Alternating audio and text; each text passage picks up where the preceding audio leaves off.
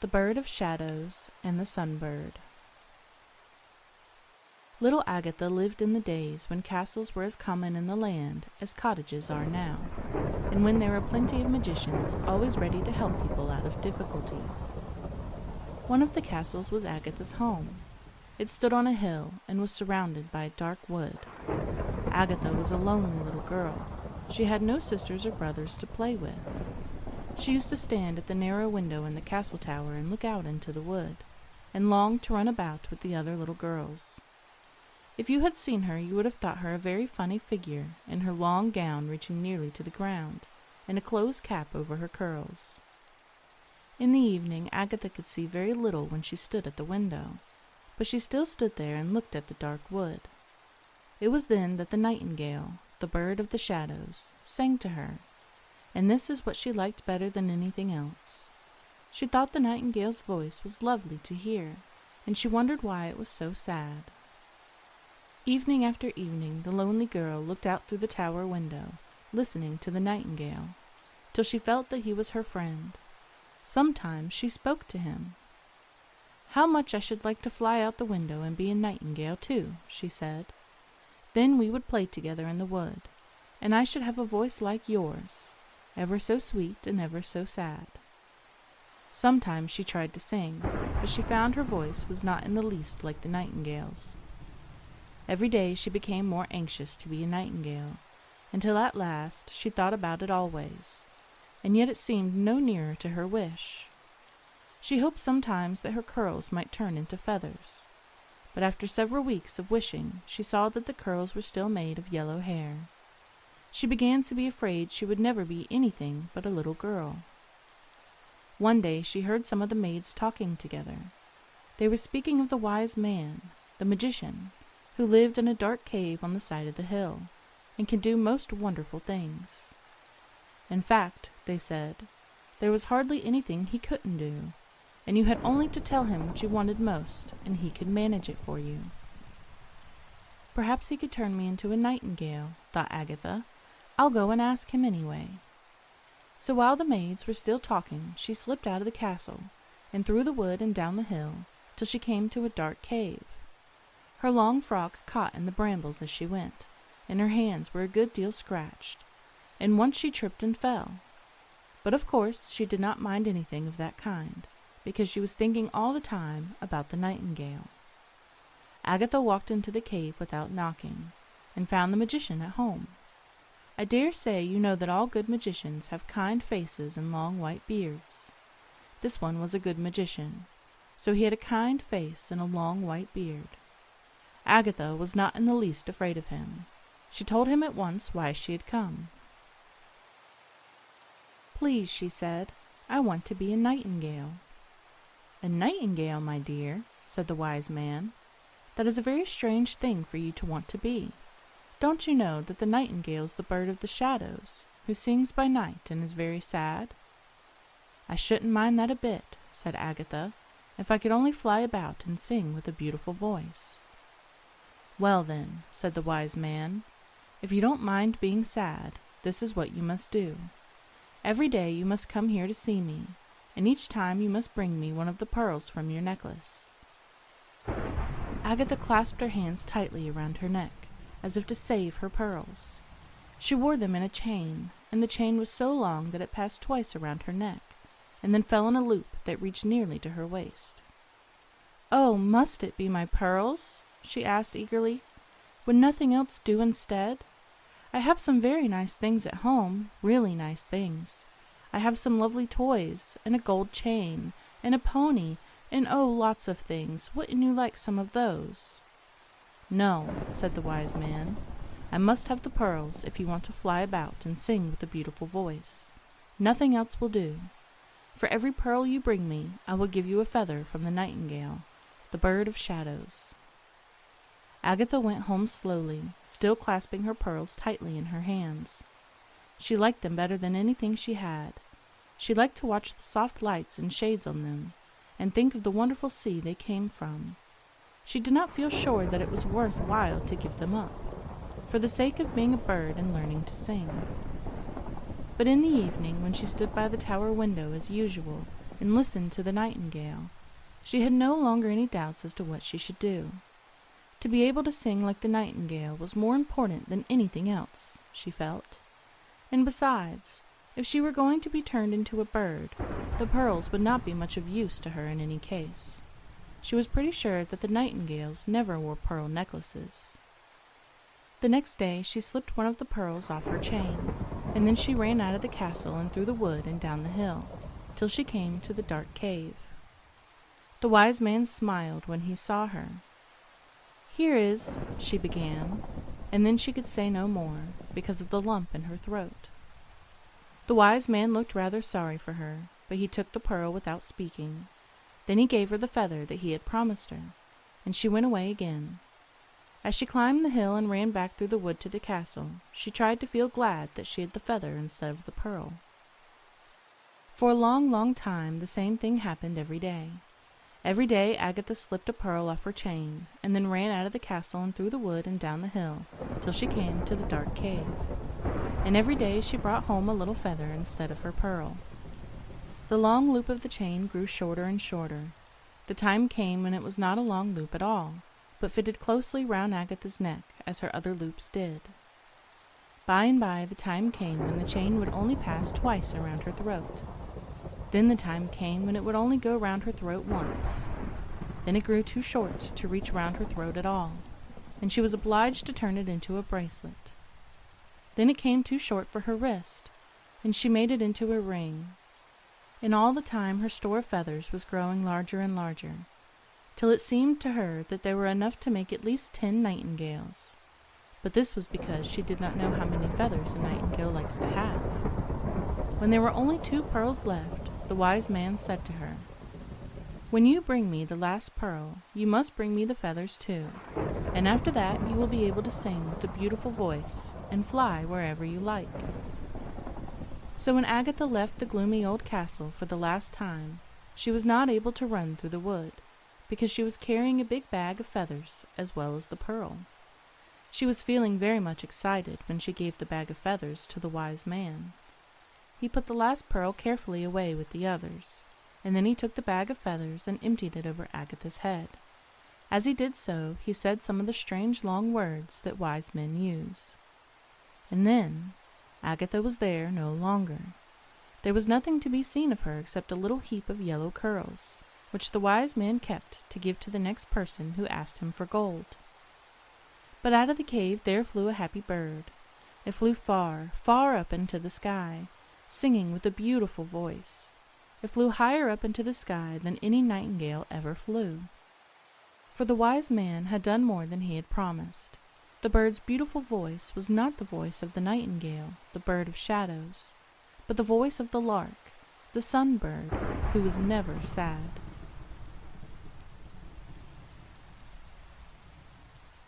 The Sea Fairy and the Land Fairy, and how they quarreled. The Sea Fairy's name was Laughing Sapphire, and he lived in a nautilus shell. The Land Fairy was called Sweet of the Mountain, and his home was a tuft of heather. One day Sweet of the Mountain went for a stroll on the seashore, and there he met Laughing Sapphire, just at the edge of the ripples. It was then that the quarrel began. "I am really sorry for you," said the Sea Fairy. "It must be very unpleasant to live up on that cliff. It is so dangerous, too. You might be blown down at any moment." "Ha! How very amusing," laughed the Land Fairy. "Unpleasant, did you say? Dangerous? Not at all, not at all. Now your life is something too horrible to think of. I am glad it is not my fate to wander forever on the sea. And as far as danger, well, everyone knows that the sea is full of dangers." "I never heard of such nonsense," said Laughing Sapphire indignantly. "The sea is perfectly safe if you know how to manage your shell." "But think of the discomfort of it," said Sweet of the Mountain. "You never have any peace." "And you never have any change," answered Laughing Sapphire. "There's not much change in always looking at the sea, a great dull stretch of water." "Dull!" cried Laughing Sapphire angrily. "Dull, did you say? Not half so dull as being mewed up on a rock." "Why," said Sweet of the Mountain, "you've no flowers, no bees, and "And you," interrupted Laughing Sapphire, "have no glittering spray, no forests of seaweed, no creamy foam." "You've no heather," said the Land Fairy, as if that had settled the matter. "As for you," cried the Sea Fairy, "I can't think of anything you have got, so there." They went on quarreling in this way for some time, getting more and more angry. At last they agreed upon a very good way of settling the dispute. And this was their plan. Each of them was to go away for a certain length of time. On a particular day they were to meet again on the shore, at the edge of the ripples. Laughing Sapphire was to bring with him 3 treasures of the sea, and Sweet of the Mountain was to bring 3 treasures of the land. The fairy whose treasures were the best would be the winner of the quarrel. "But who will decide which are the best treasures?" asked the Land Fairy.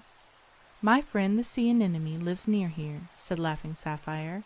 "As he is partly on land and partly on sea, he will be able to judge fairly between us. He shall decide." Then the Sea Fairy sailed away in his nautilus shell, and the Land Fairy flew home to the heather on the cliff. Hardly had Laughing Sapphire left the shore when he saw a huge curling wave rolling towards him. The hollow of the wave was like a great green cavern, lit up with magic light. The bottom of it was sparkling spray.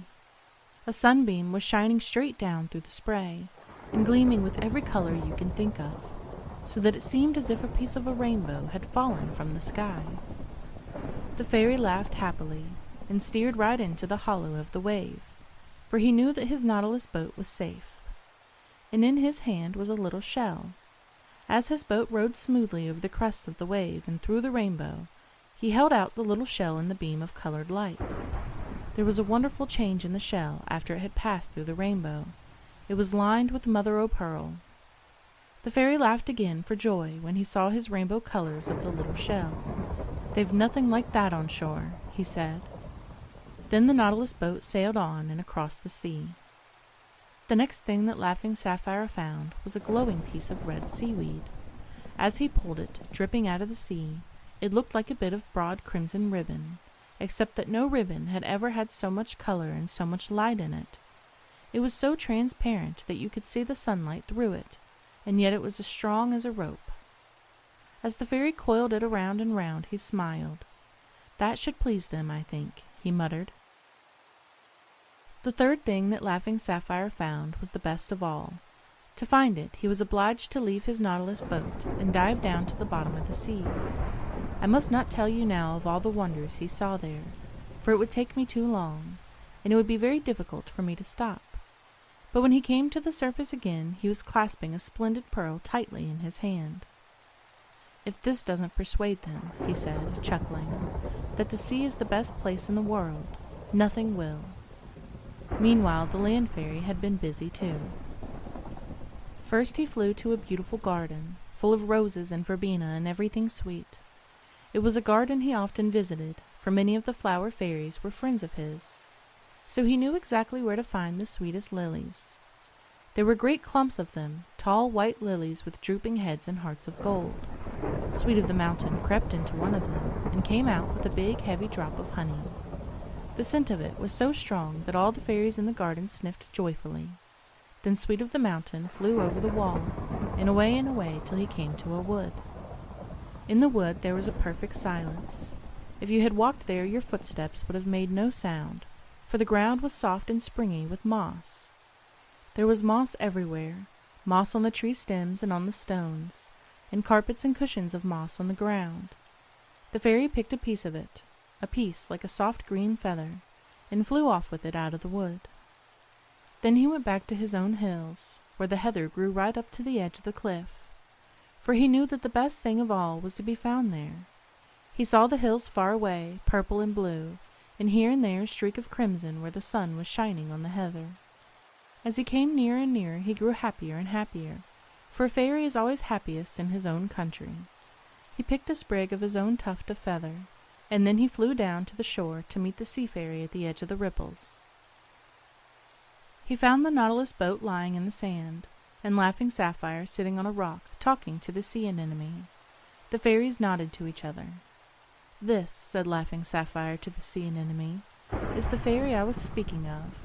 He declares that it is better to live on land than on the sea. Of course I know better than that, so we have each brought 3 treasures to show you, that you may decide which of us is right."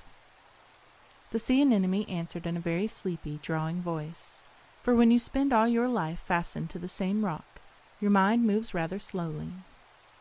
"Very well," he said, "go on." Then Laughing Sapphire showed him his mother-of-pearl shell. "This shell," he said, "is lined with a bit of rainbow." The sea anemone waved all his arms about wildly to show that he was pleased. "And this," said Laughing Sapphire, unrolling the crimson seaweed, "is a bit of ribbon that the mermaids use for tying their hair." "Beautiful," murmured the land fairy. "And this," went on the sea fairy, showing them the pearl, "is one of the lanterns that the moonlight fairies use when they dance on the sea." "Beautiful, beautiful," said the sea anemone and the land fairy together. Then Laughing Sapphire turned to the land fairy with an air of triumph. "Let us see your treasures now," he said a little contemptuously. Sweet of the Mountain held out a flower cup with a drop of honey in it. It was so sweet that the sea fairy could not help exclaiming, "Oh, how delicious!" "That," said the land fairy, "is the sweetest of the garden." Then he showed him the little green feather of moss. "That," he said, "is the quietest of the woods." Then he threw down the sprig of heather. "That," he said, smiling, "is the glory of the hills." The 2 fairies looked at each other silently. Each felt certain that his own treasures were the best. The sea anemone's arms were all waving furiously. He was very much excited, because he knew that the time had come for him to decide which of the 2 fairies had brought the most beautiful things. And as I told you before, he was not very quick in making up his mind. "Well," said Laughing Sapphire impatiently, "what do you think? Is it best to live on the sea or on the land?" "I think," said the sea anemone very slowly, "that the sea is the best place for a sea fairy." "Yes, yes," said the sea fairy, "of course it is." "But then you know," the sea anemone went on, "I can't help thinking that the land is the best place for a land fairy." Then he drew in all his arms and became a little nub of red jelly. "It is possible," said Sweet of the Mountain thoughtfully, "that there is some sense in what he says. And yet," he sniffed happily at his cup of honey, "and yet I don't believe you have anything at sea as sweet as this." "It certainly is a very nice scent," agreed Laughing Sapphire, "but I do think it would be improved by a little salt." Princess Orchid's Party. A fairy whose name was Hedgeflower once lived in a wild rose at the corner of a field.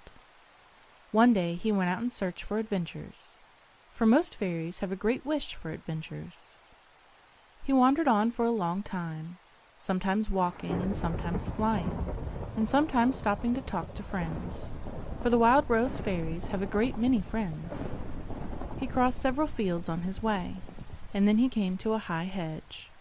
He was just thinking of going home when he heard a great buzzing of voices on the other side of the hedge, and as the voices were fairy voices, he was interested at once.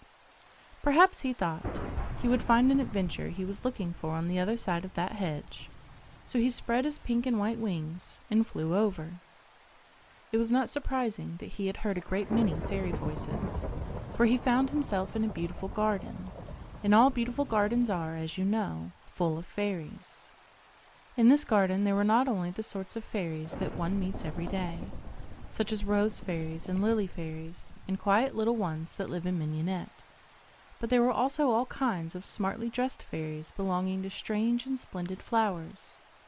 They all seemed to be getting on very well together, for they were all talking loudly about something that interested them very much. As Hedgeflower dropped down into the middle of the group, he felt a little shy, but fairies are as a rule kind and friendly, so a good many voices called out good morning to him as he sat down under the shade of a large purple pansy. Then a butterfly, whom he had met once or twice before, came rustling up to him and began to talk. "I like this place," said the butterfly.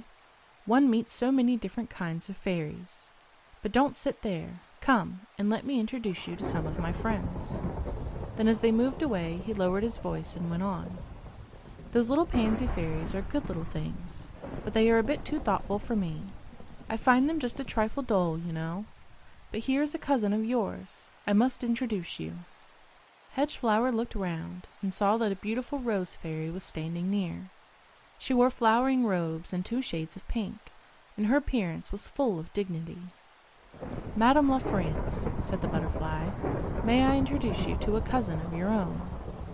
"A very distant cousin, I am afraid, madame," said Hedgeflower, bowing low. Madame La France smiled kindly, and asked Hedgeflower if he had often been in the garden before. He told her that this was his first visit. "Then," she cried, "you must come to the party. You must certainly come to Princess Orchid's party. She lives over there in the glass house, and has asked all the fairies in the garden to a party this afternoon. We have been talking about it all day. You must come with me. The princess will be glad to see any cousin of mine." Hedgeflower was delighted. He thought it would be very fun to tell the fairies at home all about it. Meadowsweet, and that cheeky little Eyebright, and Buttercup, who stared at everything one said, and all the honeysuckle fairies, who were such friends with the wild rose fairies, because their families had lived close together for so long. Hedgeflower thought that to go to a princess's party with his beautiful cousin was a nicer adventure than anything he had expected when he set out for his walk. Meanwhile, all the fairies in the garden were making their way towards the glass house. "You must keep close to me," said Madame La France kindly. "The flower in which the princess lives is some way from the door, and you might be lost in the crowd." In another moment Hedgeflower found himself in a scene of the greatest splendor. The glass house was full of flowers, and every flower had of course its own special fairy, and nearly all of them were magnificently dressed, and were quite different to any fairies that Hedgeflower knew. The greatest crowd was of course round the beautiful flower in which the Princess Orchid lived, and Hedgeflower and his cousin found it quite difficult to get near the princess without crushing their wings. They were obliged to walk slowly, that Hedgeflower had plenty of time to look about him. He saw numbers of his cousins the rose fairies, and tall lily fairies, and fern fairies dressed all in green. The pansy fairies were there too, with their sad little faces and their splendid purple and gold dresses. Quite close to him there was a fuchsia fairy, dressed in a stiff white petticoat, with a pointed overskirt of scarlet. And standing beside her were several fairies whose crimson tunics were so fine that Hedgeflower asked who they were. "They are the young Prince Begonias," said Madame La France. "The princess, being a foreigner herself, has a many great foreign friends. The Begonias think a good deal of themselves, but I think myself that our own family has more reason to be proud. But come, we can speak to the princess now." Princess Orchid was standing on a drooping petal of the beautiful flower in which she lived. Her long robes of mauve and white swept over the flower as if they were themselves petals. Her hair was golden, and her face was the loveliest that Hedgeflower had ever seen. She smiled at him very graciously when he was introduced to her, and after he had seen that smile, he took no interest in anything else that was going on. He never glanced again at any of the fairies who had seemed to him so splendid in a short time before. He just sat down in a nice shady clump of ferns, and watched Princess Orchid. He had been to a great many parties in his own hedge, where the wild roses grew, but he had never seen a fairy, or even a butterfly, receive her guests, with so much sweetness and graciousness. He sat there for a long time, wished it could be forever. Then he remembered that perhaps he could never see Princess Orchid again, and that made him sad. A fairy party is never dull. Fairies are full of fun, and enjoy everything very much. There was a great deal of talking and laughing, and sipping of dew flavored with sunshine, which is the drink the fairies liked instead of tea. The fairies of Canterbury Bells had brought their music too, and gave a great deal of pleasure. It seemed as if the party were going to be a great success, when unfortunately a disaster happened, which was talked about for many days afterwards. On the roof of the glass house, just above the princess's head, there was a large spider who was very busy spinning his web. He was so busy that he did not look where he was going, and when people forget to look where they are going, it is a very common thing for accidents to happen. The spider came lower and lower, spinning all the time, while Princess Orchid was talking very kindly to a shy little violet fairy, and was not noticing anything else. Lower and lower, nearer and nearer came the spider. Suddenly a shrill little voice was heard to cry out, "Take care, Princess, take care!" And Hedgeflower, flying from his clump of ferns, flung himself against the great spider. He was too late. Flop! The spider fell with all his weight upon the flower in which the princess lived. No flower could bear the weight of such a monster, and to the horror of all the fairies, the beautiful mauve orchard trembled and drooped, and then slowly fell to pieces, petal by petal. The princess spread her dainty wings and flew safely to the ground. Then she turned and looked sadly at the ruin of her home. It lay bruised and crushed and shapeless on the earth, and if once a fairy's flower home falls to pieces, it can never be put together again. There was a great commotion in the glass house. All the fairies flew about in a fuss, chattering angrily and trying to find the spider who had done the mischief. But he had quickly climbed up the rose that he had been spinning, and was hiding behind a leaf, so he was never found. Now, it is a very uncommon thing to find a fairy who is not kind and anxious to help other people, so all the princess's guests crowded round her and begged her to come stay with them. The fuchsia fairies declared that they knew of the loveliest little fuchsia bud which was in want of someone to take care of it. It would really be a charity if the princess would live there.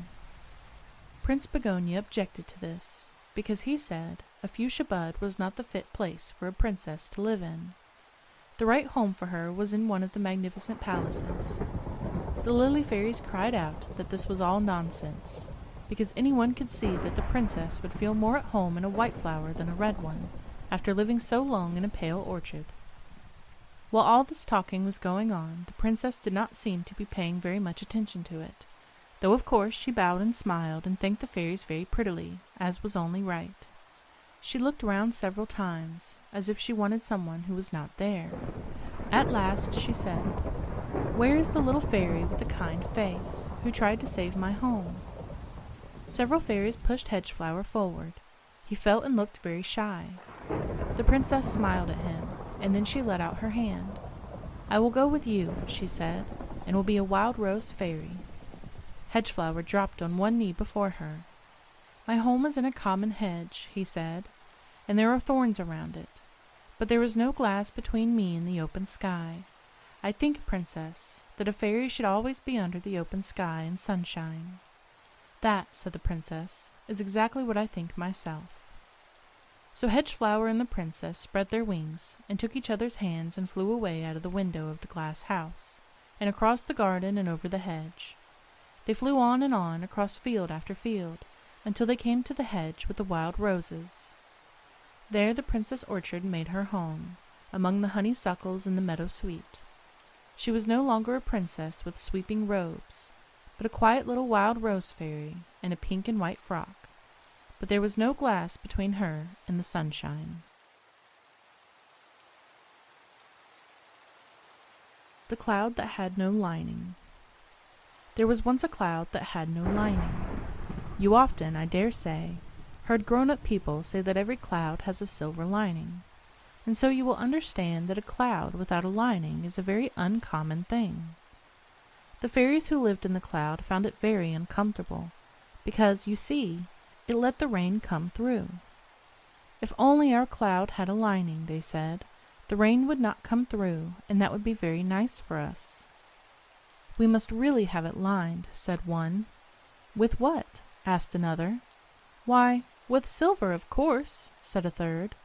Everyone knows that a cloud ought to be lined with silver. But we have no silver. Then we must go get some.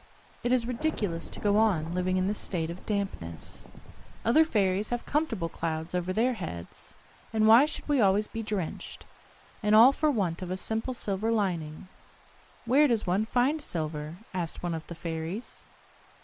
There are a good many kinds of silver, said a fairy who had been about the world a great deal. There is a kind that is dug out of the earth, but that is a common kind of stuff, and no use for lining clouds with. Then there is a silver stream that you can see far below, winding through the fields and shining white in the sun.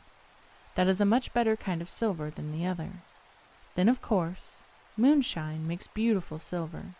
You can see it glittering on the sea whenever the moon shines, but I really don't know what would be the best kind of silver to line clouds with. "We must try them all, and see which is the best," said another fairy. They went on talking about it for some time, because such an important matter could not be settled in a hurry. At last it was arranged that 3 of them should fly away and look for some silver to line their cloud with. The names of the 3 fairies were Pearly-Wing, and Sky-Bright, and Mist of the Morning. Now all the time that the fairies were talking, Pearly-Wing was looking down at a silver stream far below, winding through the meadows. It was so white and shining that he felt sure that the silver out of it would make a beautiful lining for the cloud. So when he was told to fly away and look for some silver, he lost no time in wondering where to go. He spread his wings, the soft gray wings that cloud fairies have, and flew down and down, away from the cloud to the meadows where the silver stream was shining. The nearer he came to it, the more it sparkled. He felt sure that it must be made of the very best silver. But how could he carry it? A fairy's cap is not very large, and he had nothing else. "I must just carry up a capful at a time and empty it, and come back for another. I must go on till there is enough silver to line the cloud with," he said to himself. So he filled his tiny cap with the silver of the stream, and flew up again to his cloud, carrying the cap very carefully for fear of spilling the silver. Then he went round to the back of the cloud where the lining ought to have been, and poured the silver out of his cap. Now, as I dare say you have guessed, the silver of the stream was really nothing but water, so when it was poured out of the cap it fell right through the cloud, and made the fairies on the other side much wetter than they had ever been before. I need not say that they were very much annoyed. They made so much commotion, sputtering and grumbling and scolding, that Pearly-Wing heard them through the cloud, and went round to see what was the matter. "What we want," said one of them angrily, shaking the water off his wings, "is something to keep us dry, not something to make us wet." "I am so sorry," said Pearly-Wing, "but I thought it was such a good silver, and now I suppose you don't want any more of it." "Certainly not," said the fairies very quickly. "It was most unfortunate," said Pearly-Wing. "I can't understand it at all. The silver looked so very nice." He was not a very clever fairy, I am afraid. "I hope Sky-Bright will have more sense," grumbled the wet fairies. Sky-Bright, meanwhile, was waiting on the seashore, far below the clouds. He was waiting for the moon to rise above the sea. He had to wait a long time, but he did not mind that, because there were always such nice fairies to talk to on the seashore. At last the big round moon sailed slowly up into the sky. At the same moment 100,000 moonshine fairies rushed out across the sea towards Sky-Bright, flying and dancing on the water, and turning into a sheet of silver as they came. For the moonshine fairies carry silver with them wherever they fly, and scatter it as they go. This was the moment that Sky-Bright had been waiting for. "Please, pretty moonshine fairies," he cried, running to the water's edge and holding out his arms, "give me some of your silver to line my cloud with, and keep the rain from coming through." Then the moonshine fairies danced toward him across the sea, with their tiny hands full of silver. "Take our silver, little cloud fairy," they said, "and line your cloud with it, and dip your wings in it, and scatter it all over the earth as you fly, for everything is made more beautiful by our silver."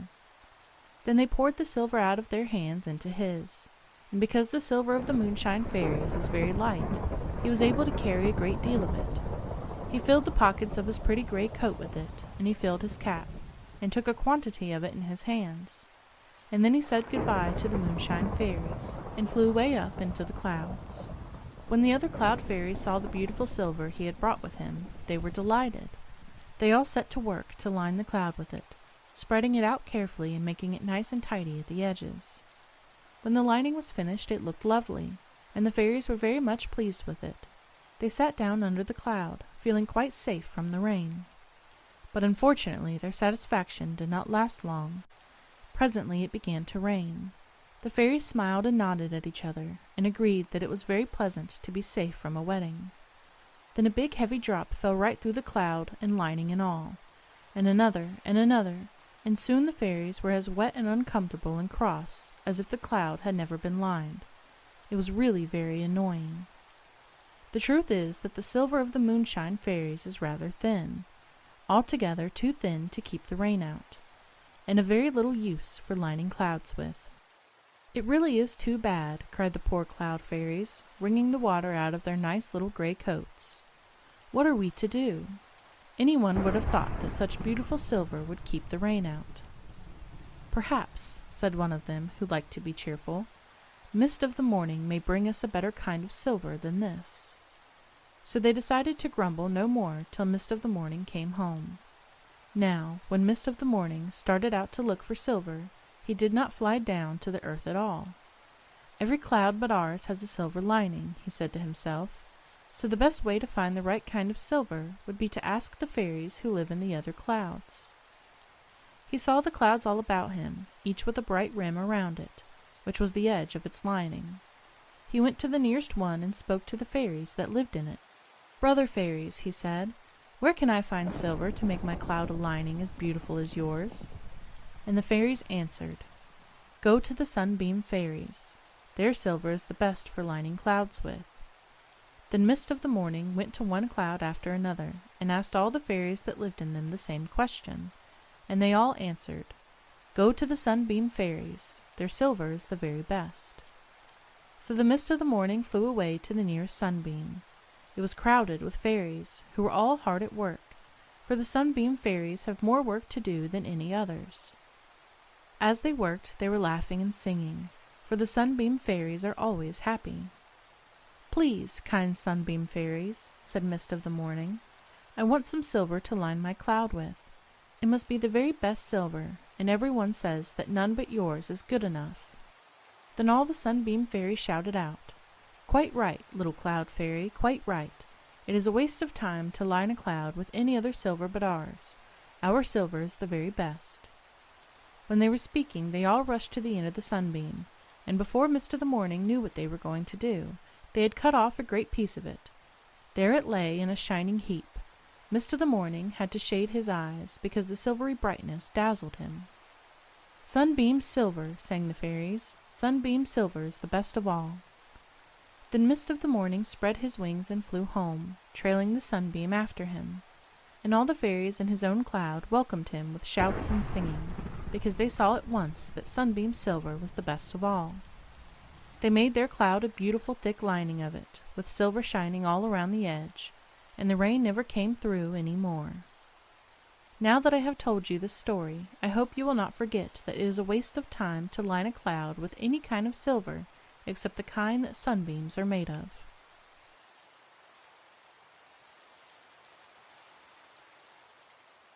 The Fairies Who Changed Places. This story is about something that happened long, long and ever so long ago, before the fairies had really settled down to their work.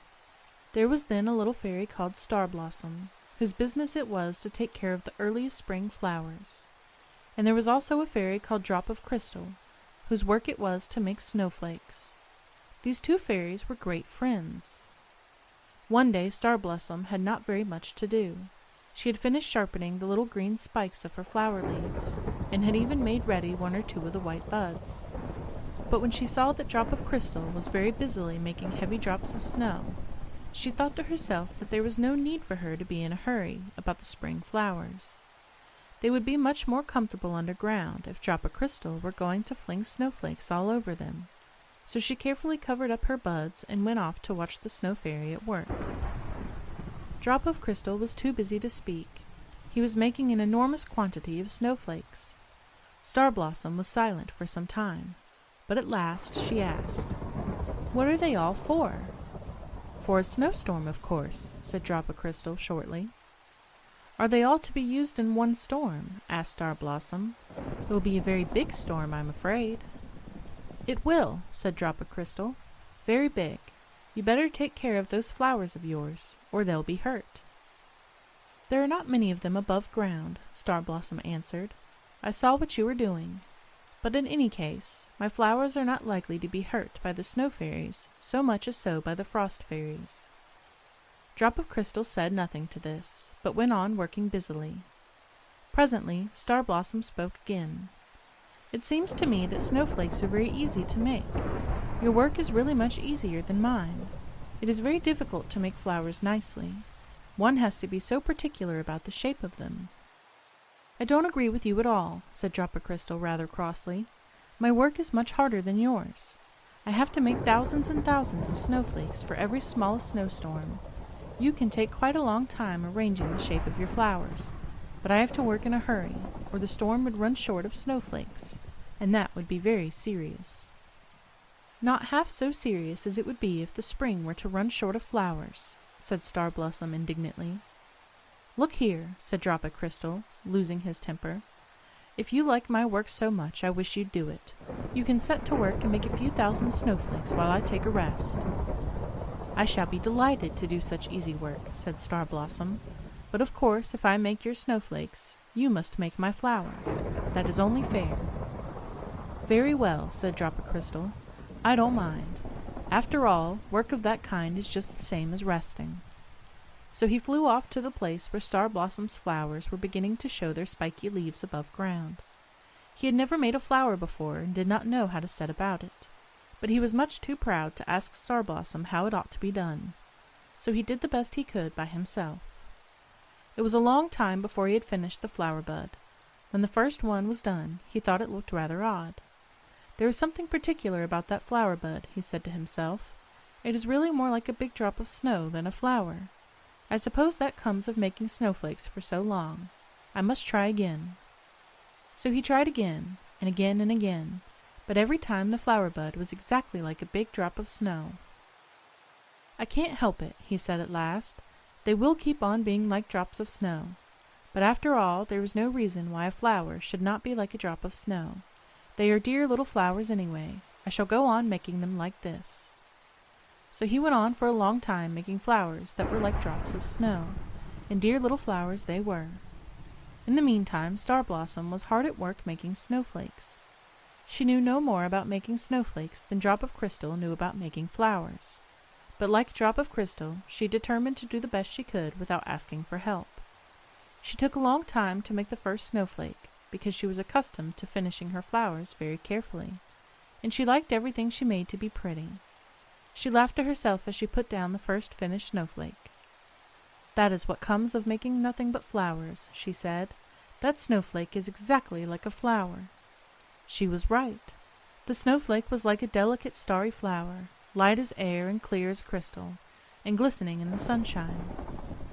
I like that kind of snowflake, said Star Blossom. I shall make some more. So she made a great number of snowflakes, and they were all like the feathery flowers, all different in shape, but all beautiful. I should like to go on making snowflowers always, she said to herself. At that moment, Drop of Crystal flew to her in a great hurry.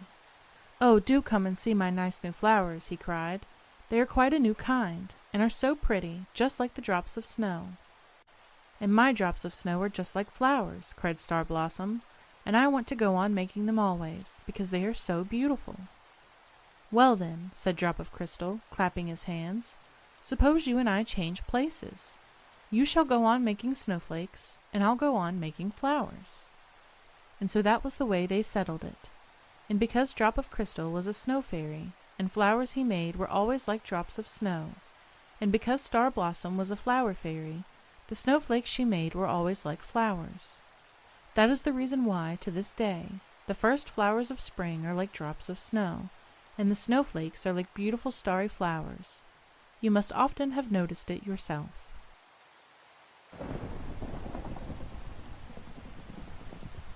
The Making of Opal. The opal was the last of the precious stones to be made, and this is how it happened.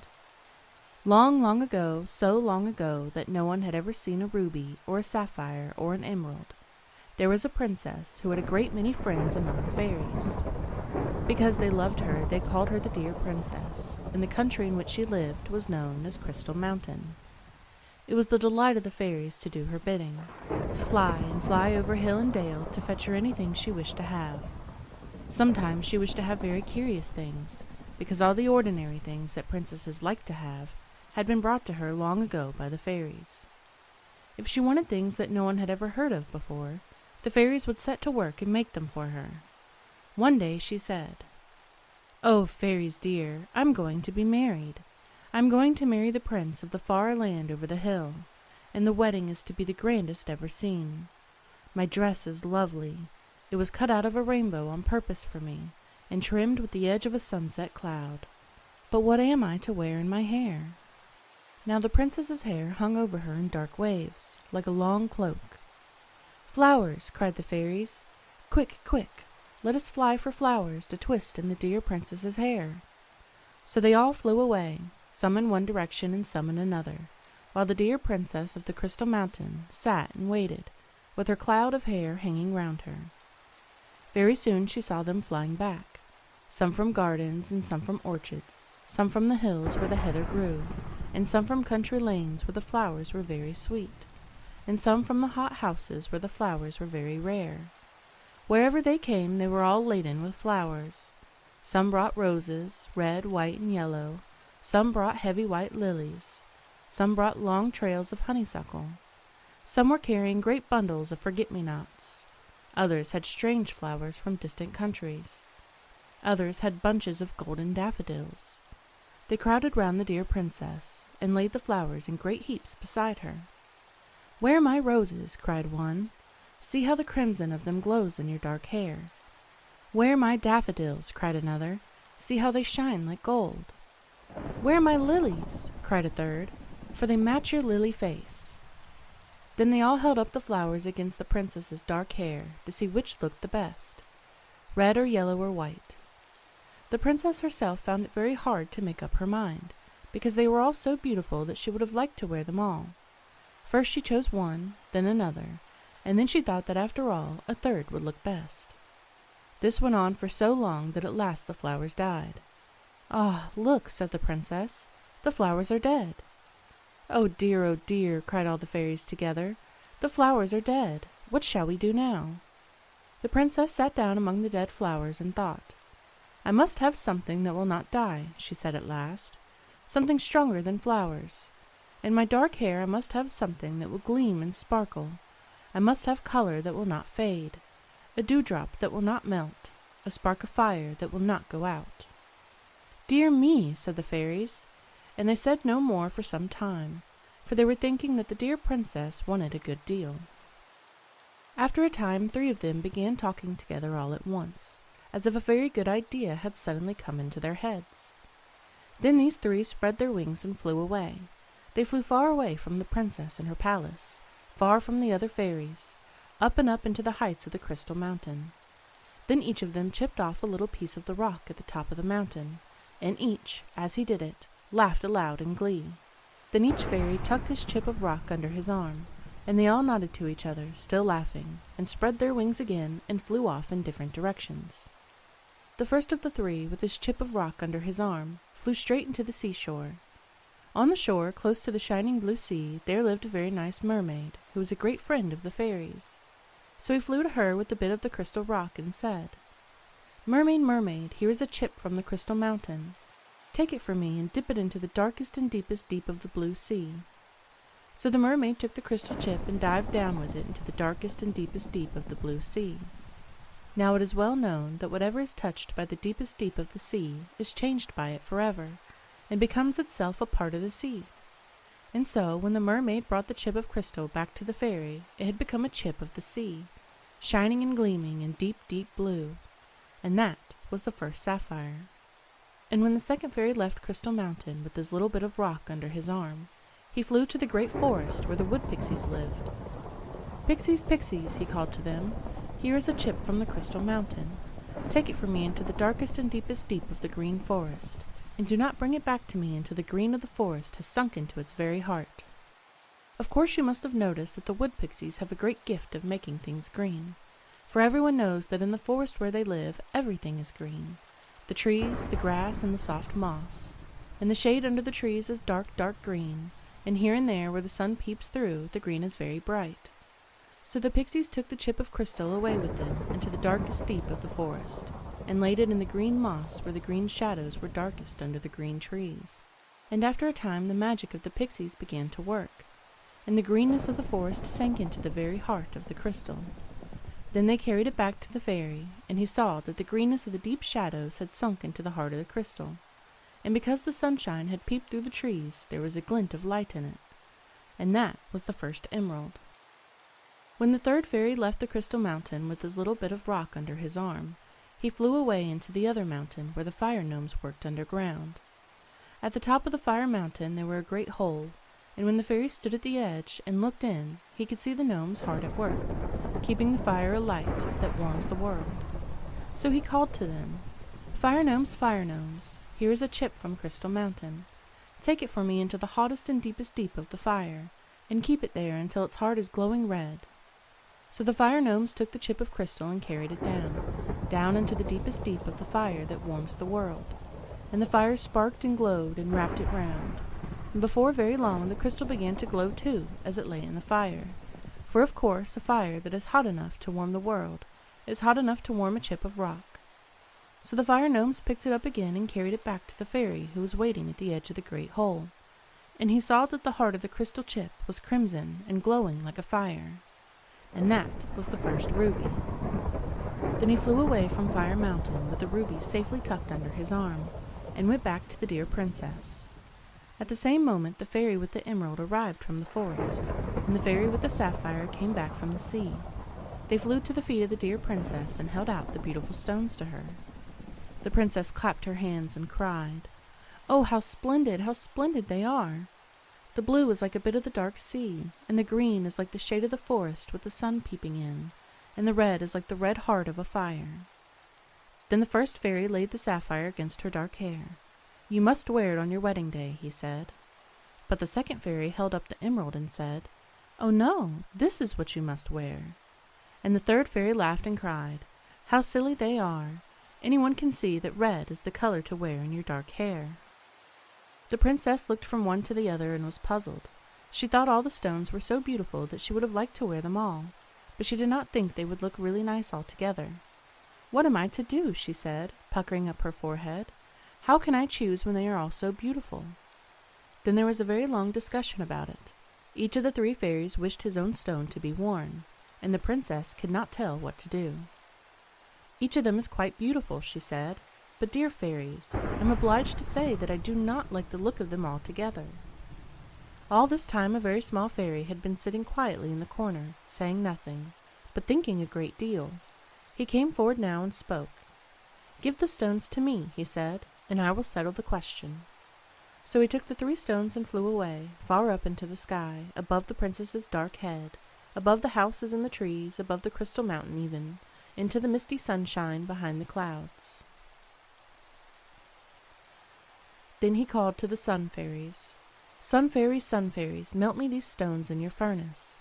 Melt them and mix them and make them into one stone, and soften their colors with the mist of sunshine, so that my dear princess may wear them all together in her hair." So the sun fairies carried the 3 stones away, and melted them all into one, and mixed them with the mist of sunshine, and lay it over the colors like a cloud. And then there was only one stone, but it was a great big one, and as beautiful as all the others put together. For you see, that is just what it was. The small fairy took it carefully into his tiny arms and flew down again through the clouds, past the crystal mountain and past the tops of the trees, to the feet of the dear princess. He held up the great gleaming stone to her, and she thought she had never seen anything so beautiful. For the blue of the sea was in it, and the green shade of the forest, and the red heart of fire, and over the colors the mist of sunshine lay like a veil. And that was the first opal. Of course the dear princess of the Crystal Mountain wore the great opal on the day that she was married to the prince of the far land over the hill, and when she was an old, old princess with white hair instead of dark, she often showed the opal to her grandchildren, and told them how it was made of blue sea and green shadows and fire, and melted all together by the fairies, and mixed with the mist of sunshine.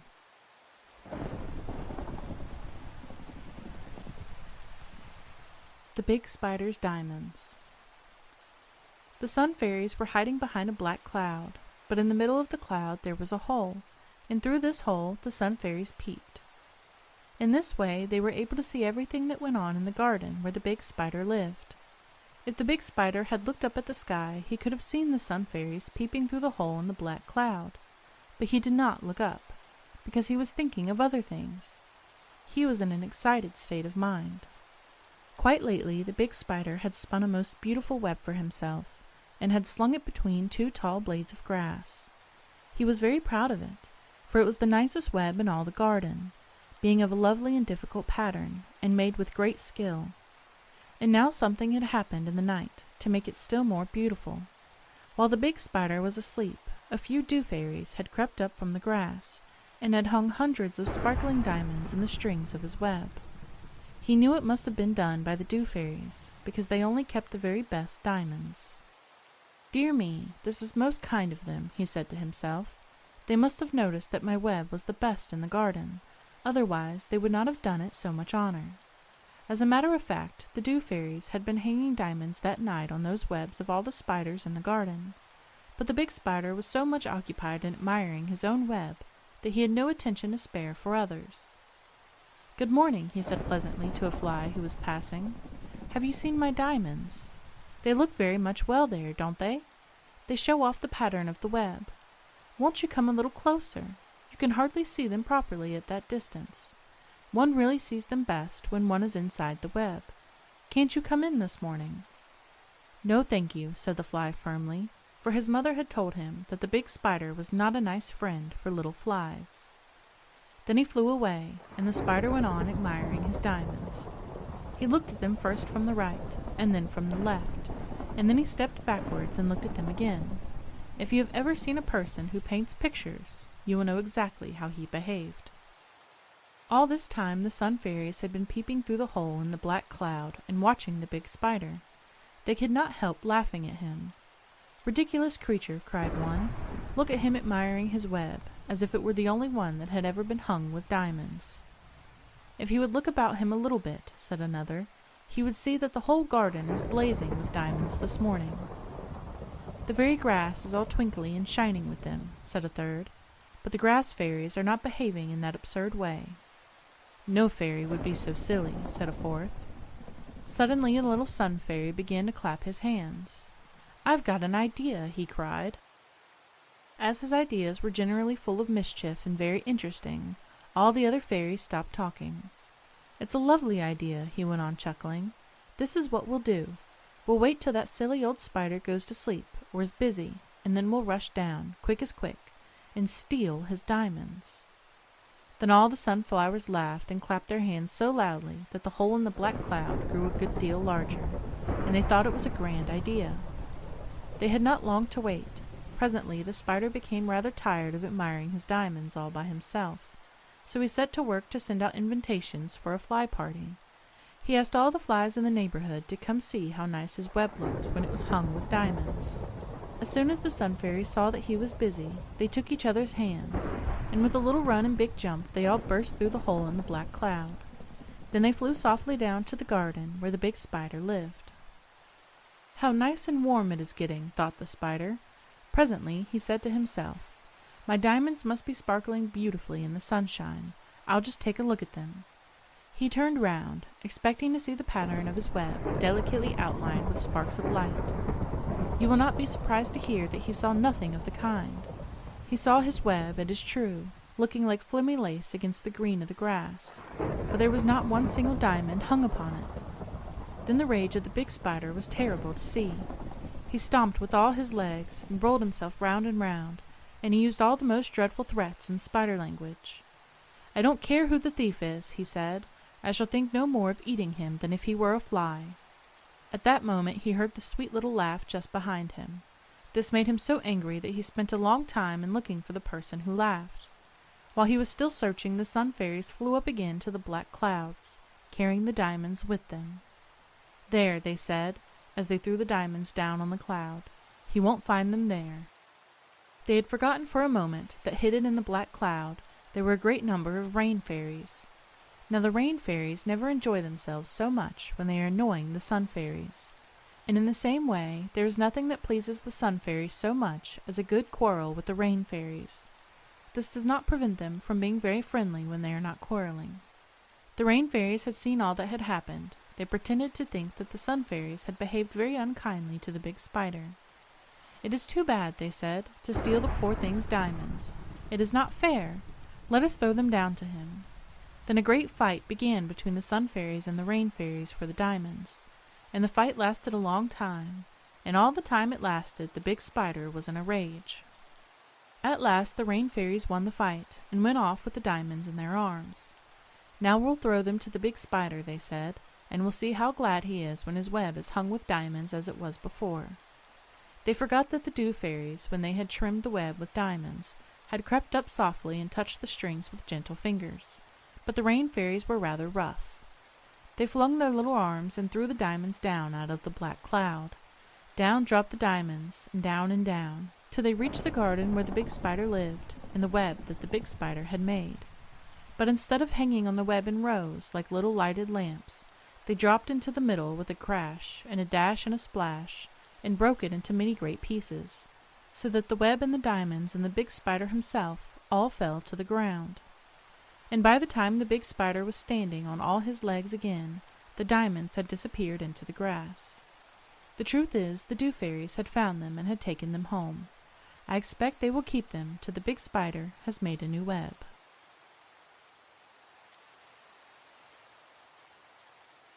A Little Girl in a Book.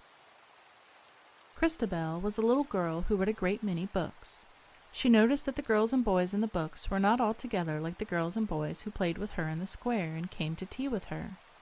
The children in the books were wonderfully brave and clever, and when they were having their magnificent adventures, they always did exactly the right thing at the right moment. They never had a dull minute, and they never said anything silly. The girls and boys who came to tea with Christabel were not like this, and Christabel knew that she herself was not like this. She never had any adventures, and she knew that even if she did have one, she would not behave at all bravely or cleverly, and she was often so dull that she drummed with her fingers on the window and said, "What on earth shall I do?" Now Christabel had a big sister who wrote books. One day she said to her big sister, "How do I wish I were a little girl in a book. Nothing ever happens to little girls in real life. It is so dull." The big sister went on writing and said nothing. It is no use talking to her, thought Christabel, because she always goes on writing. A few days after this, Christabel began to feel rather strange. A kind of stiffness came into all her limbs, so that they would not do what she told them, and sometimes she found herself saying things that she had not intended to say at all. This puzzled her and made her very uncomfortable. She wondered if other people noticed that there was something wrong with her. She even thought of speaking to her big sister about it. But the big sister was so busy writing that it was no use to try and make her hear. This went on for some time. Christabel grew stiffer and stiffer and more uncomfortable, and her big sister went on writing busily. At last one day Christabel understood what had happened. She woke up and found that everything round her had changed, the people in the place and everything. She was frightened at first, and then the truth suddenly flashed into her mind. A most remarkable and unusual and unexpected thing had happened. Her big sister had put her into a book. "So I really am a little girl in a book after all," she said to herself. She tried to say it aloud, but she found she couldn't. The words were not in the book, you see. "Now I am going to enjoy myself," she thought, "and never be dull any more." There was not much chance of her being dull, for the book was full of adventures and narrow escapes, and other delightful things. First she was captured by pirates, and after having a terrible time with them, she was saved from them by a shipwreck. The shipwreck did not do her much good, however, for she once fell into the hands of the most dreadful savages. So you will understand that she was not at all likely to be dull. Christabel was delighted to find that she behaved, like other little girls in books, with the greatest courage and cleverness. Whenever an adventure was going on, she always managed to get out of every difficulty, and she saved the lives of several of the other people in the book by her bravery. The strange thing was that she found it quite easy to be brave. While she was a little girl in real life, she had not found it easy at all. "I do hope the book has a happy ending," she thought sometimes. She wished very much that she could peep into the end of the book, as she used to do when she was a little girl in real life. Meantime, every chapter was more exciting than the last. Of course, Christabel did not know whether she would escape from the savages at all. Perhaps they were going to eat her. That would not be a happy ending to the book, she felt. After a great many terrible dangers, she managed to escape, for a ship sailed into the bay at the right moment, and took her home to England. This was the end of the book. The person who was reading it shut it up with a bang, and Christabel went to sleep. By and by, someone else took up the book and began to read it. Then Christabel woke up and found herself at the beginning of the story. After so many adventures, she was rather tired, and did not feel inclined to begin them all over again. But But that was just what she had to do. Being captured by pirates is not nearly so exciting when you know you can only escape from them by a cold, wet shipwreck. And when you are shipwrecked, you are not very anxious to scramble ashore when you know there is a large number of fierce savages waiting for you. This was rather tiresome, thought Christabel. She was very glad when the person who was reading the book shut it up again, and she was allowed to go quietly to sleep. But her sleep was not long. Every time anyone began to read the book, poor Christabel was obliged to wake up and go through all her troubles again. She soon became horribly tired of being shipwrecked. "Have I got to spend the rest of my life with pirates and savages?" she asked herself in despair. It was especially annoying that they were always the same pirates and savages, who said always exactly the same things. Christabel soon knew the whole book by heart. She wished sometimes that she could be one of the pirates for a change, instead of being always a little girl. "I suppose I shall never even be grown up," she thought sadly. The most unpleasant thing of all was that she was never able to say what she wished to say. She was always obliged to say what was in the book. Sometimes she opened her mouth to say what was on her mind, and then found herself speaking words that had nothing to do with her thoughts. It is simply hateful not to be able to say and do what one likes, she thought. She made up her mind to try and be drowned at the very next shipwreck. Of course it was useless for her to try, for the book said she was saved by a big wave, which flung her up on a rock. It was uncomfortable for her to be saved in this way, but she could not avoid it. The shipwreck happened in the usual way, in spite of her efforts to be drowned, and then as usual she met the savages on the island, and soon afterwards came to the end of the book. Now it happened this time that the person who was reading the book did not shut it up at all, but handed it at once to someone else who wished to read it. This was really too much for Christabel's temper. She had had no sleep, and she was determined not to begin all over again without a rest. It suddenly struck her that this was her only chance, now, before the beginning of the first chapter. She lost no time. She knew she ought to be standing up, for the book said she was standing up. Finding to her great joy that she was able to move on her own accord, she calmly sat down and folded her arms. The other people in the book looked at her in surprise. "There's no use in looking at me like that," she said. "I am tired of this. I am not going on any more saying the same things over and over again. If there is any pirate who would like to change places with me, I don't mind being a pirate for a bit, but I am not going on being a little girl." Then there was indeed an outcry. All the people in the book began speaking at once. Just at that moment, before the beginning of the first chapter, they were all able to say what they chose. "Make her stand up," cried one. "I never heard such nonsense," cried another. "Why can't she behave as we do?" cried a third angrily. "The idea of wanting change. She'll have to behave like other people in the end. So discontented, so very odd." And so they went on, while Christabel still sat calmly, with her arms crossed. "I am not going to begin all over again," she repeated firmly. "But that poor boy is waiting to begin the book," said someone, "and we can't go on while you are behaving in this silly way." "I can't help that," said Christabel. "I am tired of saying things I don't a bit mean." Before she knew what was going to happen, Christabel found herself in the middle of a terrible turmoil. All the people in the book seemed to be rushing at her. Far away she heard a voice saying, "There is something very queer about this book. It seems all in a muddle somehow." Then there was silence, and Christabel realized that the people in the book had turned her out. She was no longer a little girl in a book, but a little girl in real life. She looked round and saw her big sister still writing. "I don't want to be in a book any more," said Christabel. "Real life is nicer. In real life one can at least say what one thinks oneself, instead of always saying what other people think." "Don't be too sure of that," said her big sister.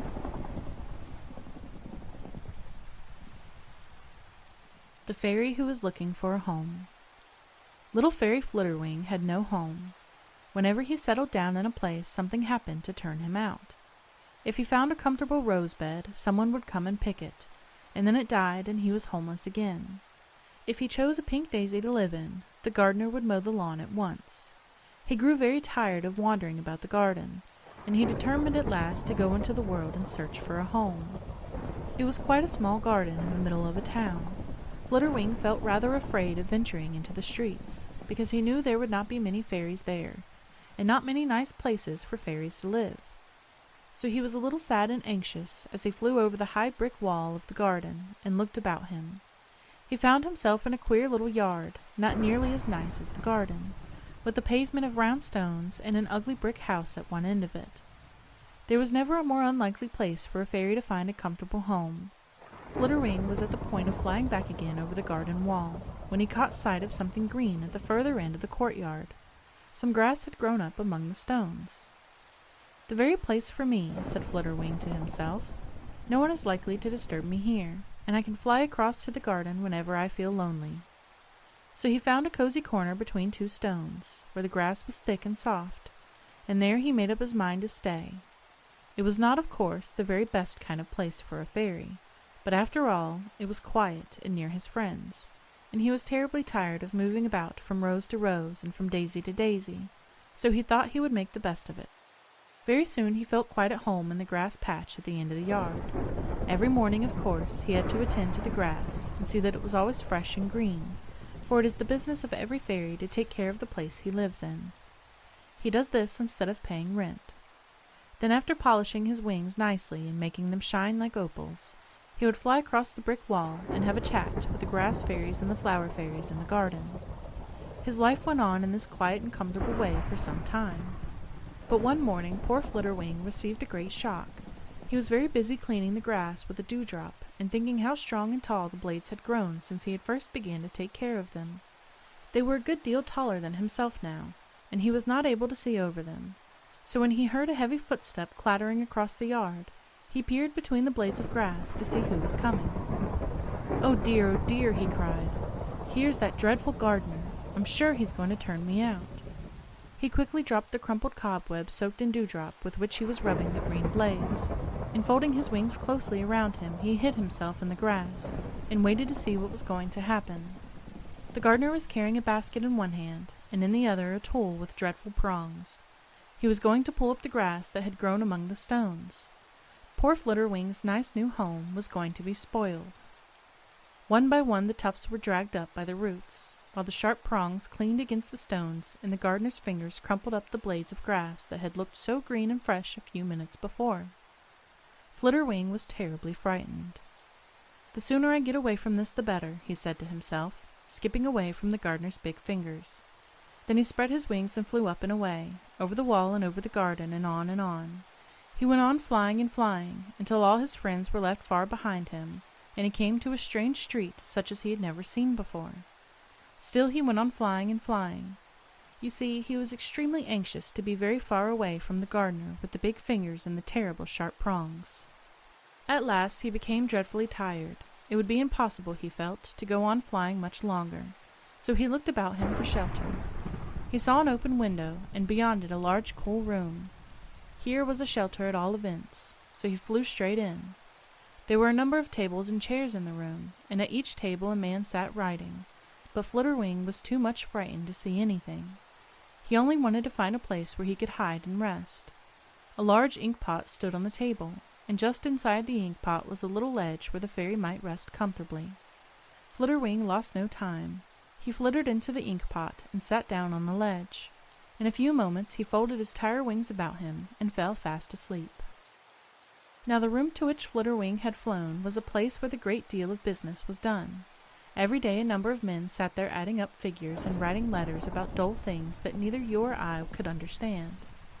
If I have done many sums, you will agree with me that no sensible man could really like spending all his time in adding up pounds, shillings, and pence. Very few of the men in this big room really liked it. Some of them wanted to be playing cricket or golf, or some would rather have been reading books or listening to beautiful music, and every one of them was longing to be in the country among the flowers and the fairies. And there was one among them, a little man with a pale face and thin coat, who wished above all things to be making poetry. There were two good reasons against his doing this.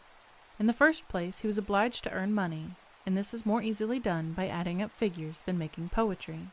And in the second place, he did not in the least know how poetry ought to be made.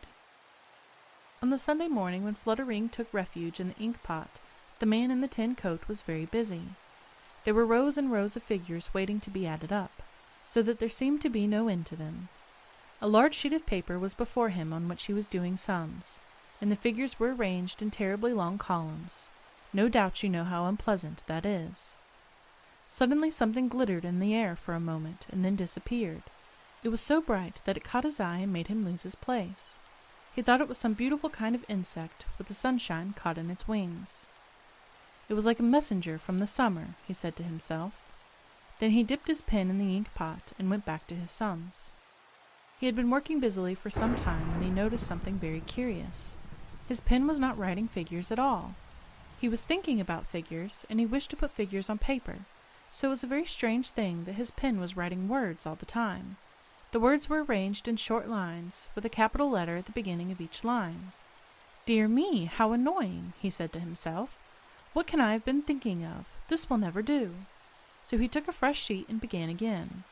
He imagined that he was copying all the figures onto a clean sheet of paper, for that was what he intended to do. He wrote the figures very quickly as he thought, because he wanted to make up for the lost time. Then he glanced at what he had written, and threw down his pen angrily. There were no figures at all on the paper, nothing but line after line of words. He began to think he must have gotten a sunstroke. "This really is terrible," he muttered. "I must pay more attention to what I'm doing." So he took another clean sheet of paper and began again. It was no use. The pen refused to make a single figure. Then the man in the thin coat was in despair. He pushed the paper away from him and threw himself back in his chair. "There is something more serious the matter with me," he said to himself. He did not notice that another man had came up to the table and was gathering together the sheets of paper that it lay on. This is the person who paid the man in the tin coat for doing his sums for him. He had a round face and a big waistcoat. "Come, come, what is this?" he said, looking at the sheets of paper. "Poetry, I declare. So you're a poet, are you? That is very well, but I don't pay you to write poetry." The poor man in the tin coat looked very much disturbed. When you come to think of it, it is a disturbing thing to find that you are writing poetry when you are imagining you're doing sums. "I couldn't help it," he said meekly. "Yes, yes, that is the excuse they all make," said the man with the big waistcoat. Then he took up the papers and began to read. There was silence in the room while he was reading the poem that the man in the thin coat had written by mistake. Everyone left off working and watched with great interest to see what would happen. The silence lasted for some time. "Dear me," said the man with the big waistcoat at last, "this is a very beautiful poem." Then he began to read aloud. The poem was about the summer, about the sunshine and the blue sky and the singing larks that were far away from that ugly room. It seemed as though the far-off fields and the glory of the sun had been really brought there to the tired men who sat listening. And to each man as he listened came a dream of the thing he loved best. To one man the room seemed to have turned into a garden. The scent of 1,000 roses was in the air, and the colors of 1,000 flowers. Another man thought he was in a field, flying under a tree and looking at the pattern of the leaves against the sky. And another saw the sunshine sparkling on the dear sea, and the little ripples running races on the sand. But the man in the thin coat saw more things than any of them.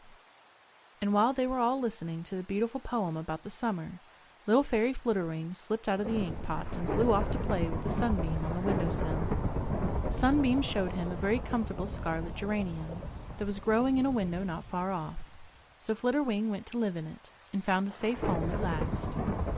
And the man in the thin coat went back to his sums. He was happier than he had ever been before, because he had written a beautiful poem. He was never able to write any more poetry, and he thought this was rather odd, until years afterwards his little daughter guessed the truth.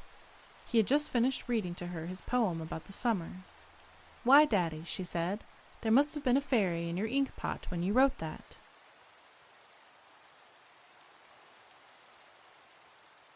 The Box of Dreams. Long ago there lived in a far country a little girl called Gretel, whose mother was dying. Before she died, she said to Gretel, "I am very poor, and I have no money to leave for you after I am gone. I have nothing to give you but this box.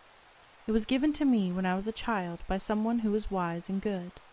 You must be very careful of it, for it is full of dreams, and they are hard to keep safely. You must never open the box except when you are alone, or the dreams will fly away. But keep them safe till your hair is gray, and something will happen to surprise you." Gretel took the box and hid it safely, and said nothing about it to anyone. Her mother died a few days afterwards, and Gretel was sent away to be a little servant, and had to work very hard. She had to get up early and light the fire, and feed the pigs, and she had to wash the dishes and scrub the floor, and do a great many other things, so that there was very little time for anything but work. All the time her box of dreams was hidden away upstairs in her little trunk, underneath her Sunday frock. Often when she was working in the kitchen or in the farmyard among the hens, she was thinking of her box of dreams, and sometimes when she was quite alone she would open it and look inside. The first time she opened the box she felt a little bit frightened, for she had never seen any dreams before, and she was not sure what they were like. But when she saw them, soft and pink and downy, like lovely sleeping birds, she was not frightened any more. "Oh, but they are pretty things," she said to herself. "How I hope I shall be able to keep them safely until my hair is gray. They look as if a breath would blow them away, out of the window and over the hill." For a long time she was very careful not to let anyone see her pretty rosy dreams. Indeed, she never spoke of them, and the old farmer's wife, whose servant she was, little guessed that anything so strange as a box of dreams was hidden upstairs in the garret, underneath Gretel's Sunday frock. The farmer and his wife had a son about the same age as Gretel. His name was Edel. He was a big, clumsy sort of boy, and not very clever, but Gretel had very few friends, so when Edel was kind to her and talked to her over the fire in the evenings, she was very glad. Sometimes he carried the big bucket for her when she went out to feed the pigs, and sometimes in the summer they made hay together in the field on the hillside. In this way they became great friends.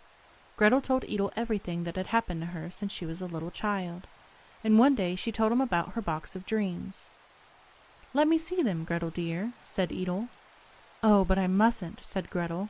"No one must see them until my hair is gray. If anyone sees them, they will fly away, out of the window and over the hill." "What are they like?" asked Edel. "And what are they for?" "They are lovely," said Gretel, "but I don't know yet what they are for." "Come on, let me see them," said Edel coaxingly. "I believe I see gray on your head, Gretel." It was really a bit of white thread, but Gretel thought her hair must be growing gray, so she ran upstairs and fetched the box of dreams down to the kitchen. She opened the box very carefully, and Edel peeped in. Poof, poof! Half a dozen soft rosy dreams fluttered out from under the lid, and hovered in the air for a moment like wisps of pink mist. Gretel shut the box with a snap, and tried to catch the floating dreams with her fingers, but it was too late. They floated higher and higher, farther and farther, out of the window and over the hill. "Oh, Edel," cried Gretel, sobbing, "I have lost my dreams, so many of them, so many of them." "Well," said Edel, "I don't see that there's much to cry about. They were only pink fluff after all. I wouldn't cry about pink fluff if I were you." So Edel went out the house whistling, and thinking that girls were sometimes very silly, while Gretel carried her box upstairs, crying, and thinking that boys were often very unkind. As soon as she was in her room she opened her box again, and found to her great joy that it was still half full of beautiful dreams. She soon made friends with Edel again, but she never spoke to him any more about her box of dreams. As the years went by, Gretel became first a big girl, and then a grown-up woman, and still she had to work for a living. She lived a good many different places, sometimes with nice people, and sometimes with people who were not very kind to her. But wherever she lived she had to scrub and sweep, and get up early and go to bed late. She still kept her box of dreams safely in her little trunk, hidden under her Sunday frock. Since the time that she had lost so many of her dreams, she had never opened the box except when she was alone. She was afraid of losing some more, and besides, she did not like it when Edel laughed at her and called her pretty dreams nothing but pink fluff. So she made up her mind to wait till her hair was really gray. It seemed to her sometimes that this would never happen. Her hair was browner than other people's, she thought, and was not going to turn gray at all. But though the time seemed so long to her, she was matter-of-fact still a young woman when she discovered that there were 2 gray hairs growing among the brown ones. She was combing her hair at the time, and the moment she saw the gray hairs, she dropped the comb, and clapping her hands for joy, ran quickly to get her box of dreams out of her little trunk. She was so much excited that her trembling fingers could hardly undo the fastening of the box. When the box was at last open, she was still more excited. Her mother had promised that she would be surprised, but she had not expected such a strange and delightful and altogether wonderful surprise as this. You can never guess what had happened. Her pretty rosy dreams had all turned into jewels, more splendid than any you ever saw or heard about. Every kind of precious stone was there, emeralds and pearls and fiery opals, glowing rubies and sea blue sapphires, besides a great many strange stones whose names you have never heard. Gretel gasped. She sat on the floor beside the box and stared and stared. She could hardly believe that the glittering things were real, and she could not believe at all that they belonged to her. At first she expected every minute that they would disappear, and she was afraid to touch them. But presently she took courage and lifted them out of the box, one by one. Then she took them to the light, and they looked still more beautiful than before. As Gretel sat on the floor near the window, with the many-colored jewels glimmering and shimmering in her lap, she came gradually to understand that when her mother gave her the box of dreams, she gave her great riches. Gretel lived to be very old, but she never lost her jewels. She was able now to show them all to the world without any danger of flying away, and as time went on, the people flocked to see her and her jewels. Edel admired them as much as anyone, but he could never be persuaded that the fluffy pink things he had once seen had really turned into these shining and wonderful stones.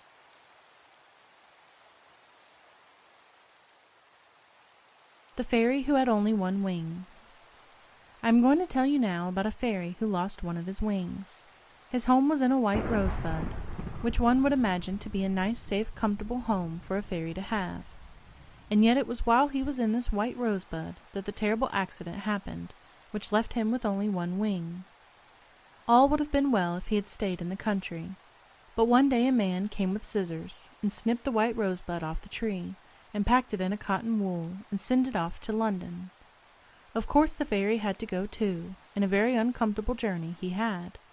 There were a number of other flowers packed in the same box, and in each flower there was a fairy, so they were all able to grumble together. But you can't grumble with any real comfort when you are packed very tightly, and have to talk through a good deal of cotton wool. At last the journey was over, and the rosebud was taken out of the cotton wool and put in water. Then the fairy crept up from the heart of the rosebud, and put his head over the edge of the petals and looked about him.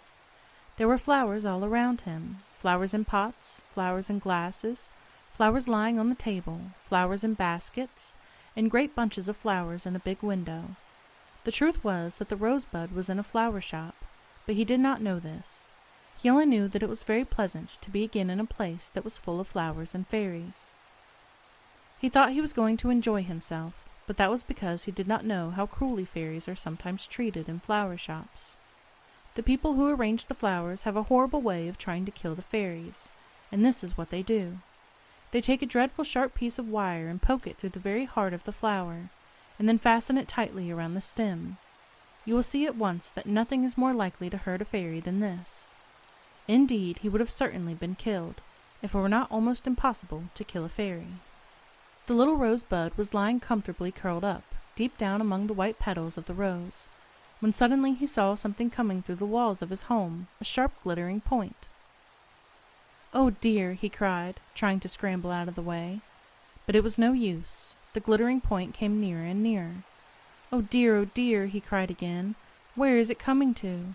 Oh, it's coming this way! The horrible thing!" It was no wonder that he cried out. The dreadful wire had caught one of his beautiful gossamer wings, and dragged it, and torn it, till there was nothing left but some of the little shreds of the fluttering gauze. "What shall I do?" he wailed. "How can I fly with only one wing? And what is the use of a fairy that can't fly? What should I do?" He picked up the torn pieces of his wing, and wondered if he could mend them, but he soon saw that it was impossible, so he folded them up carefully and laid them inside the rose petals. And ever afterwards there was a faint tinge of pink deep down in the heart of the rosebud. For a long time, long after the rosebud had been tied up with a sprig of fern and put in the window, the poor little fairy went on moaning and sighing over his loss of his wing. He was still sighing when a little girl came into the shop. If the fairy had not been hiding among the petals of his rosebud, he would have been seen at once, that she was the kind of little girl that fairies always love, a little girl with bright eyes and a laughing face. Altogether a very nice little girl. She pointed to the white rosebud and said, "I want to buy that rosebud, please, for Granny's birthday." In another minute she was walking along the street with the rosebud in her fat hand. Then the fairy crept up from the heart of the rose and looked over the edge of the petals. The little girl saw him at once, and was not at all surprised. "There you are," she said. "I wondered when you would look out. Of course I knew there was a fairy in the rosebud, or I wouldn't have bought it. It would have been no use, you see." "What a very nice little girl," thought the fairy. "She seems to have a great deal of sense." The little girl went on. "Poor thing, I see your wing has been torn off. That nearly always happens with the fairies that come from flower shops. But I dare say Granny won't mind. She sees very few fairies. I'm going to leave you at Granny's house because it is her birthday. Now remember, you are to be very nice to Granny because she sees so few fairies." By this time they had reached Granny's house. Granny lived all alone in a very splendid house in a great square. The house had a great many fine things in it, handsome furniture and valuable china and grand silks and brocades. But there was not a single fairy in it, and a house that had no fairies in it was a very dull place. Granny was sitting alone on her birthday. She looked round the great drawing-room and thought that there was a number of empty chairs and sofas in it. That made her feel very lonely. No one had been to see her on her birthday. She had no presents or letters. No one had noticed her birthday at all. If there had been any fairies in the house, Granny would not have felt so lonely, because the fairies are always good company. But poor Granny had quite forgotten all about the fairies. It was so long since she had seen any. Then a footman brought the white rosebud into the room, with a message from the little girl with the bright eyes and the nice laughing face. Granny sat for a long time with the white rosebud on her knee. She felt happier than she had been all day. She sat so still that the fairy thought that he might safely peep out and see what was going on. To his great surprise, Granny noticed him at once. He had not thought it at all likely that she would see him, for she was not the kind of person who often sees fairies, probably because she would have not seen him if she had not been so sad and lonely. "Why," she said, "it is a fairy. It has been years since I saw a fairy. I thought I should never see one again." When the fairy saw that Granny was glad to see him, he crept out of the rosebud and sat in her wrinkled hand and talked to her. "Poor little thing," said Granny, "you have lost one of your wings. Well, it was not likely that any but a one-winged fairy would find its way here." Then she sighed. So the fairy, to cheer her up, told her all about the lovely garden he had left behind him in the country, the garden where he had lived before the man with the scissors came to cut the rosebud. He told her about the other roses and the fairies that lived in them, and the tall hollylocks whose fairies were so prim and old-fashioned, and the sweet shy love-in-a-mist, whose fairies always wore veils when they went out, and the sunflower fairies, who had never been taught that it was rude to stare, and the dear unselfish verbena fairies, who made the world so sweet for other people and never thought of themselves. Then Granny remembered all sorts of things that she had forgotten over the years, fairies she used to know when she was a little girl, and the stories they used to tell her. She told some of the stories to the Rosebud Fairy, and they talked together for a long time. Granny was happier that evening than she had been for a great many evenings. She said to herself that her birthday had been a very nice one after all. "Won't you come and live with me?" she said. The fairy looked round the room. "Well," he said, "I should like to stay very much, but I really don't see any place here for me to live. My rosebud will soon die and be thrown away. But if I were to keep a rosebud always, even when it is dead, would you stay with me then?" The fairy thought for a moment. "I tell you plainly," he said, "I don't like the idea of living in a dead rosebud, but I know it is done sometimes, and one mustn't be too particular when one has only one wing." "I'll ask the little girl who brought you here to come and see you often," said Granny, "and you and I will go out tomorrow and buy some picture books for her, and some chocolates, and then we shall all three enjoy ourselves together." The fairy nodded happily. "That settles it," he said. "I'll stay."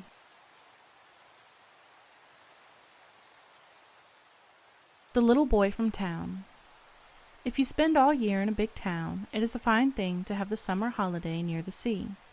Otherwise, you never have a chance of making friends with sea fairies or mermaids, who are the most delightful playmates in the world. You may know all other kinds of fairies, and be quite intimate with them, but as long as you live, nothing can ever make up to you for not knowing the sea fairies. Little Michael was 8 years old, and he had never met a sea fairy, for he lived in a great town. Then at last his father and mother and he went off for a whole month to the seaside. There were sands there, very hard and yellow and good to make castles with, and there were lonely caves with dripping walls, and there were heaps of slimy green seaweed and shells and rocks for climbing on. Best of all, there were plenty of fairies. Michael made friends with all the fairies of the sea and shore, but his greatest and best friend was a mermaid who lived in a cave. The roof of the cave was wet and green, and its floor was pebbly, and here and there a rock. Every day Michael came and sat on one of the rocks and listened to the mermaid's stories, and to the soft lapping of the sound of the little waves. The mermaid told him such stories as he had never heard before, for she had not always been in that cave, but had swum in deep seas and lived in many shores. She told Michael of places where the sea was warm and green, and the rocks were made of coral, and the palm trees shaded the mermaids when they played upon the sands.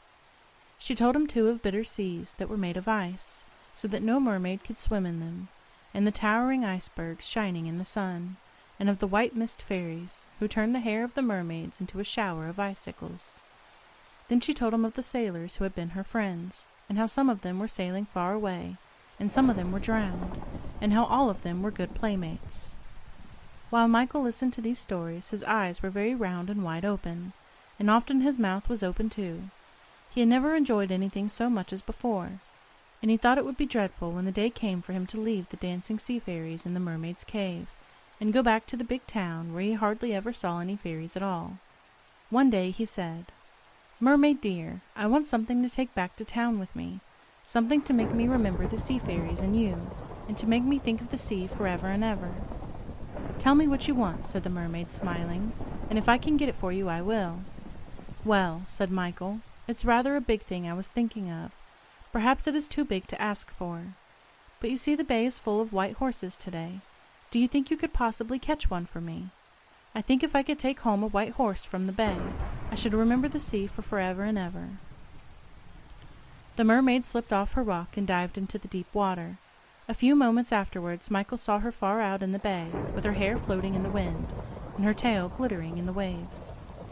There were a great many wind fairies playing about that morning, and that was the reason that the bay was so full of white horses, for when the wind fairies were playing on the sea, they always ride white horses.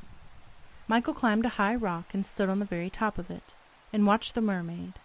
It was grand to see her gliding through the water, chasing first one white horse and then another, diving and darting and dodging, and enjoying herself all the time. "Quick, quick!" cried Michael. "You nearly had him that time." But she was not quick enough, for the white horse was far out of reach, even as she threw out her white arms to catch his mane.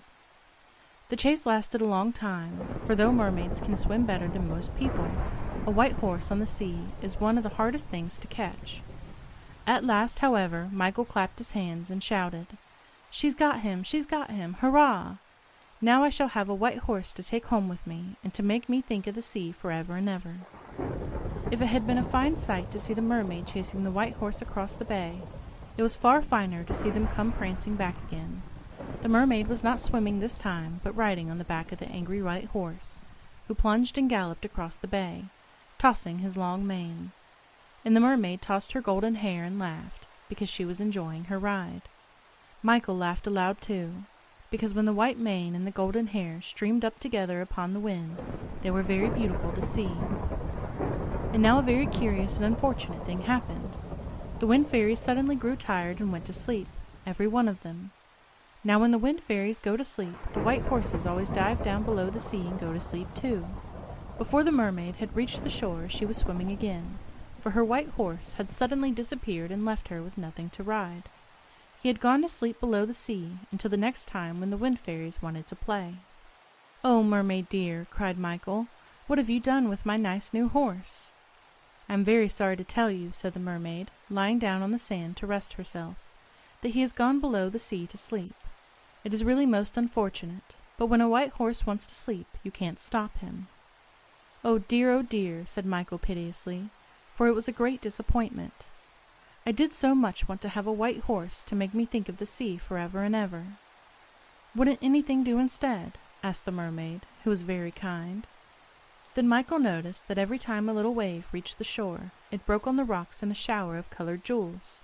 He pointed to them. "Bring me some of those, please, mermaid dear," he said. So the mermaid took a large shell, shaped like a saucer, and waited on a rock till a little wave came in and sprinkled the rock with jewels. She held out her shell to catch the jewels. but as soon as they touched the shell, they changed into water. "Look," she said to Michael, "the jewels have melted." "Oh dear," said Michael, "what am I to do? I am going to go back to town tomorrow, and I have nothing to remind me of the sea." "Do you really and truly wish to think of the sea forever and ever?" asked the mermaid. "Of course I do," said Michael. "Then I will sing you the sea song," said the mermaid, "and after that there will be nothing that can make you forget the sea." So while Michael sat on the rock and looked at the sea, the mermaid sang to him the sea song, which mermaids have sung to sailors ever since the first ship was built. It is a song that no one ever forgets. It is like the voice of the sea calling, calling, and there are many people who hear it always, even in their dreams. If they are people who live in towns or country places far from the sea, they are not very happy. When the mermaid had finished singing, she said, "Now, I have given you something that will make you think of the sea for forever and ever." The next day Michael went back to town. He took with him the sound of the sea song, and forever afterwards he heard the voice of the sea calling, calling, even in his dreams. And that is why he became a sailor when he was old enough.